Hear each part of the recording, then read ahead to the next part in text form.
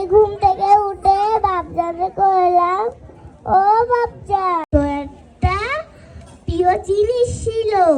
সেই জিনিসটির নাম কি আপনারা জানুই? ছোট টুনু।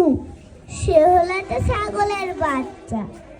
তাকে আমি কত ভালোবাসতাম, নিজের দুঃখের কথা বলতাম। একদিন আমাদের গ্রামে বন্যা হলো। বন্যার পানিতে আমার টুনু ভাইসা গেল।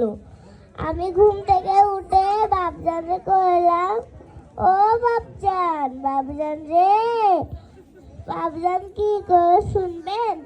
বাপজান কইল, আমার টুনু নাকি ওই বন্যার পানিতে ভাইসা গেছে।